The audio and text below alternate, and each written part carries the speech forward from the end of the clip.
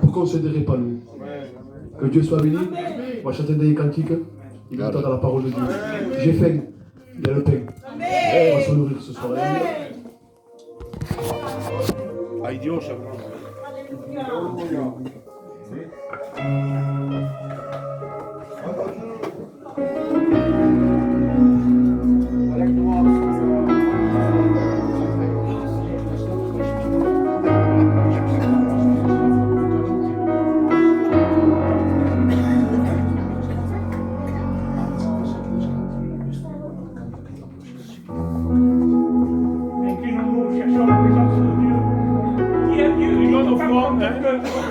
Demande à Dieu qu'il te dise un mot. Peut-être que tu veux entendre. Inclinons-nous, restons dans la présence de Dieu.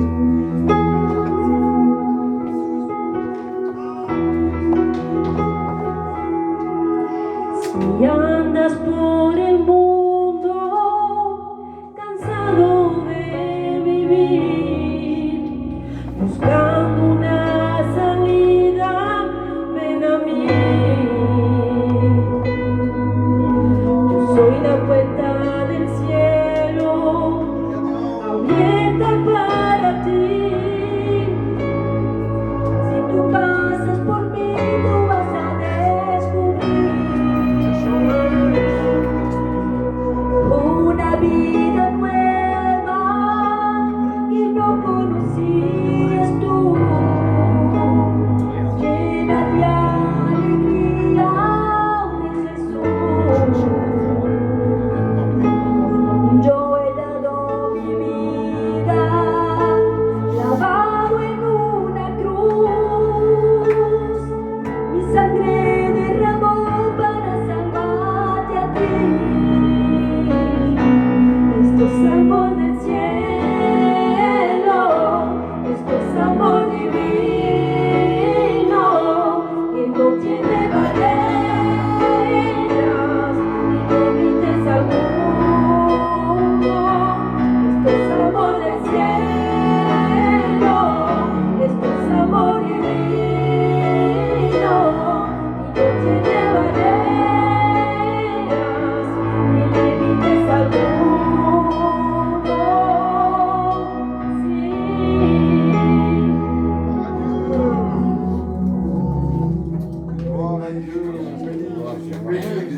Amen.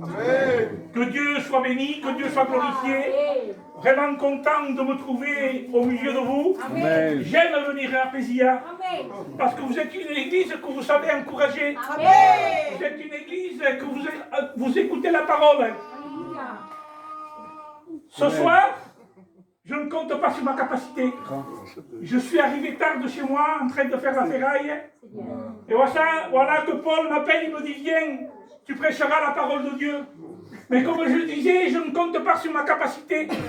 Mais c'est poussé par le Saint-Esprit que des hommes ont parlé de la parole de Dieu. Ce soir, je ne veux pas vous parler d'un conte de fées. Ce soir, je ne veux pas vous parler d'un scénario de film. Ce soir, je ne veux pas vous raconter une belle histoire pour vous mettre les larmes aux yeux. Mais ce soir, je veux vous parler de quelque chose que dès qu'on en parle, notre corps tremble. Et tu dis, change de conversation. Ça viendra quand ça viendra. Ce soir, je veux vous parler de la mort. Parce que tous que nous sommes ici, nous avons une horloge pendue à notre cou. Et cette horloge, pour certains, dit 60 ans. Pour d'autres, 30 ans. Pour d'autres, 10 ans.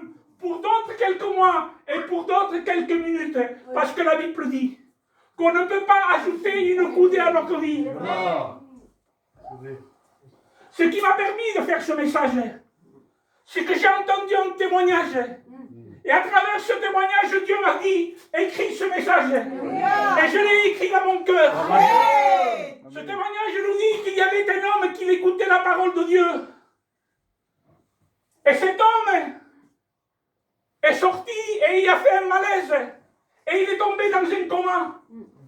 Et il s'est réveillé dans un endroit terrible. Il s'est réveillé en enfer. Et quand il était en enfer, il y avait des marmites. Et cet homme ouvrait les couvercles. Et voilà que Satan va se présenter. Il va lui dire, tu cherches quoi? Il va dire, je cherche la tête du pasteur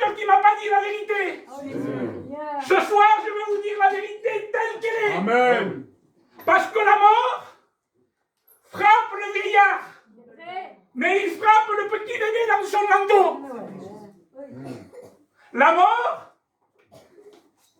frappe le malade dans l'hôpital, mais il frappe aussi l'homme en pleine force en train de travailler. La mort frappe le riche, mais il frappe aussi le pauvre. La mort n'a pas de sentiments. La mort n'a pas de larmes. La mort n'a pas de regrets. Il y a deux endroits. Il y a un endroit où il y a des grincements de dents, où il y a de la souffrance, où Satan et ses démons ne veulent pas y aller. Mais il y a un endroit où il n'y a plus de pleurs, où il n'y a plus de cimetière, où il n'y a plus de malades, où il n'y a plus de deuil. Amen, amen. Et là, en train de vous parler, il y a un homme dans la Bible qui a un regret éternel, qui se dit à refaire, mais pour lui c'est trop tard. Alors si ce soir tu entends la voix de Dieu, parce que la Bible dit que la prédication de la croix est une folie pour ceux qui périssent, mais elle est une puissance pour nous. Celui qui périt, souffrance pour toute l'éternité. Celui qui périt, l'enfer pour toute l'éternité. Celui qui périt, remords éternel. Et cet homme a un remords éternel jusqu'à maintenant. Si je ne me trompe pas, c'est dans le livre de Luc. Il y avait un homme vêtu de pourpre et de fin. Cet homme avait écouté les meilleurs prédicateurs, Moïse et les prophètes. Il menait joyeuse et brillante vie. Mais devant sa porte, il y avait un homme malade, couvert d'ulcères, mais lui, il avait accepté la parole de Dieu. Mais comme je vous ai dit, la mort ne fait exception de personne. C'est le lot de tous les mondes. Tout le monde va passer un jour face à la mort. Et la Bible dit que cet homme, devant la porte, il désirait se rassasier des miettes qu'il tombait de la table du riche. Mais la mort va venir. Il va le prendre, il va le mener dans le sein d'Abraham. Mais la Bible dit qu'aussi, l'homme riche va mourir, mais lui, il va être enseveli dans le séjour des morts. Et là, il va se réveiller dans un endroit de souffrance, dans un endroit d'angoisse. Et la Bible dit qu'il va lever les yeux et il va voir cet homme qui était devant sa porte. Cet homme se nommait Lazare. Lui, il était consolé. Lui, il n'était plus malade. Lui, il était heureux. Et il va lui dire, Père Abraham, dis à Lazare qu'il trempe son doigt dans l'eau. Il n'a pas demandé un verre d'eau. Quelques gouttes d'eau. Qui vienne me rafraîchir la langue, parce que dans cet endroit où je me trouve, je souffre cruellement. Et Abraham va lui dire, je lui dis avec mes mots, lui, il a saisi la parole de Dieu. Lui, il a pris la bonne part. Parce que tu es libre de semer ce que tu veux, mais tu es obligé de récolter ce que tu as semé. Et Abraham va lui dire, tu n'as pas choisi, et lui, il a choisi la bonne part.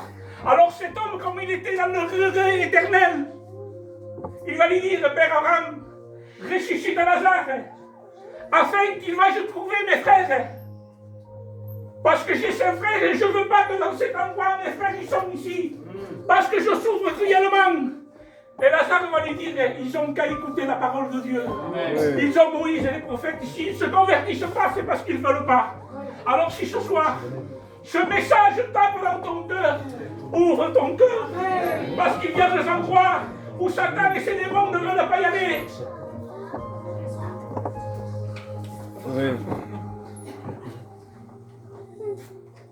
Comme je vous disais, il y a 2 endroits. Il y a 2 chemins. Et il faut choisir. Il y avait un homme riche. On l'appelle le jeune homme riche. Il s'appuyait sur sa richesse. Mais l'argent ne résout pas tout.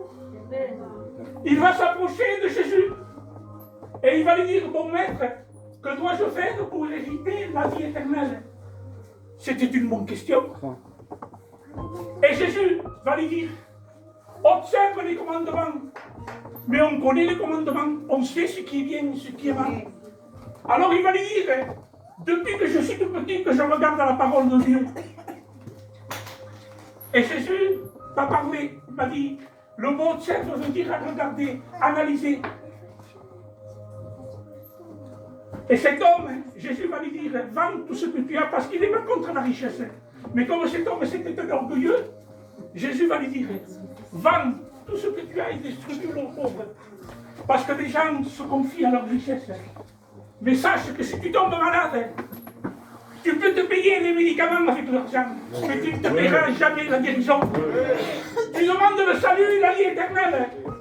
Tu peux te payer une belle vie sur la terre, mais tu ne te paieras jamais le salut. La vie veut qu'on réussisse, et c'est pas mal de réussir. Tout le monde a un but de réussir. Si je pose la question à n'importe qui, il va me dire, tu veux réussir? Oui, il va me dire, je voudrais une belle maison, je voudrais une belle voiture, et c'est pas mal. Mais réussir sa vie, ce n'est pas d'avoir une belle maison. Réussir sa vie, ce n'est pas d'avoir une belle voiture. Réussir sa vie, ce n'est pas d'avoir un bon compte en banque. Réussir sa vie, c'est d'accepter Jésus. Alléluia. Amen. Deux chemins, deux endroits. C'est pas une conte de fées. C'est réel. Amen. C'est bien d'écouter la parole de Dieu. Mais c'est mieux de la mettre en pratique. Toujours l'homme repousse le lendemain. Il y avait un homme qui aimait écouter la parole de Dieu. Et chaque fois qu'il venait, il disait, plus tard, je donnerai ma vie à Dieu. Plus tard, je me convertirai. Mais il sortait de l'église et il menait sa vie comme bon lui semblait. Mais il ratait aucune réunion, il était toujours là. Et il disait, plus tard, je donnerai ma vie à Dieu. Et un jour, il y avait une grosse mission avec un gros chapiteau. Et cet homme est rentré. Et il a dit, plus tard, je donnerai ma vie à Dieu. Mais ce témoignage nous dit que cet homme est sorti en direction de sa voiture. Et pendant qu'il faisait la route, voilà qu'un véhicule va le percuter. Et il va tomber par terre. Alors tout le monde, toute l'église est sortie. Il y avait des pasteurs. Et les pasteurs se sont approchés. Ils l'ont regardé. Et quand ils l'ont regardé, ils ont compris qu'ils allaient quitter cette terre. Alors les pasteurs lui ont dit, repens-toi. Repens-toi. Et lui va dire, c'est trop tard. Seigneur. Il y a des hommes habillés en noir qui viennent me chercher. Il disait toujours, trop tard. Plus tard, je me convertirai. Plus tard, je me convertirai. Mais le plus tard peut devenir le trop tard. Si tu entends la voix de Dieu, ouvre ton cœur. Parce que Dieu a payé pour toi. Gloire à Dieu. Il t'aime tellement et il ne veut pas que tu ailles dans cet endroit. Qu'il n'a pas donné un ange ni un archange. Mais il a donné son fils Jésus. Parce qu'il t'aime.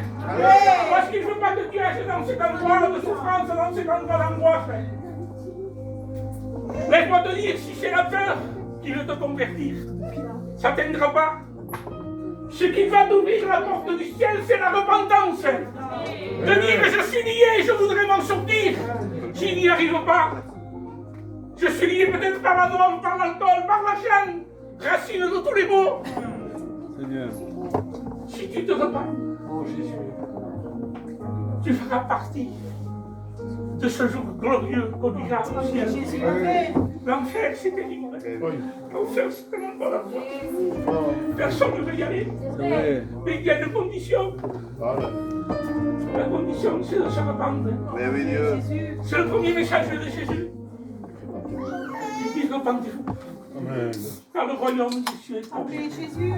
Est-ce que vous le croyez? Amen. Il faut avoir une attitude, il faut avoir un comportement, il faut garder la parole de Dieu. Alors ce soir, je n'irai pas plus loin. Peu importe de dire une longue, un long discours. Le centenier va dire 10 mots. Oui. Mais quand Jésus dit un mot de sa bouche, personne ne peut l'arrêter. Oui. Il traverse les murs, Oui. il traverse Jérusalem et il va directement sur ce centenier qui était malade. Et moi, je crois à la parole de mon Dieu. Amen. Pas parce que moi je prêche, Gloire à Dieu. mais je sais que Dieu à travers, il a parlé dans mon cœur. Et il va te convertir ce soir. Si tu entends la voix de Dieu, n'endurcis pas ton cœur. Un jour, un homme Alors il était heureux, elle l'auto. Il dit, mais Paul Louis, qu'est-ce que je ferai? Un mois plus tard, il a su qu'il était malade. On passe. Un mois, le mois prochain, il était mort. À quoi bon de gagner le monde entier si tu dois perdre ta vie? Un homme m'a dit, je vais abattre mes greniers. Je vais mettre ma récolte. Hein. Et après, je me reposerai. Mais la Bible dit, insensé. Insensé veut dire, excusez-moi pour les anciens, fou. Ne se dis pas que ce soir même, ta vie peut être demandée. Si tu entends le message de Dieu, pas par peur, ça ne marchera pas.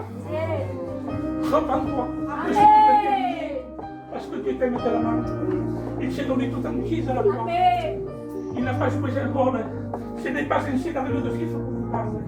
Ce n'est pas d'un conte de fées. C'est réel. Il a changé ma vie. Il a changé beaucoup de vies. Et il veut changer ta vie. Parce qu'il t'aime. Il n'a pas dit que t'aimer en parole, c'est facile. Hein. Il dit, je t'aime. Ça va coûter bien. Mais lui, s'il a coûté sa vie. Lui qui était dans son ciel de gloire. Lui qui appelle les choses qui n'existent pas. Et ils apparaissent. Il est descendu, il s'est fait homme. Pour te comprendre, parce qu'il t'aimait. Alors ce soir, sans aller plus loin, j'aimerais que vous aimiez. Je vais laisser la place à Paul. Gloire à Dieu. Merci.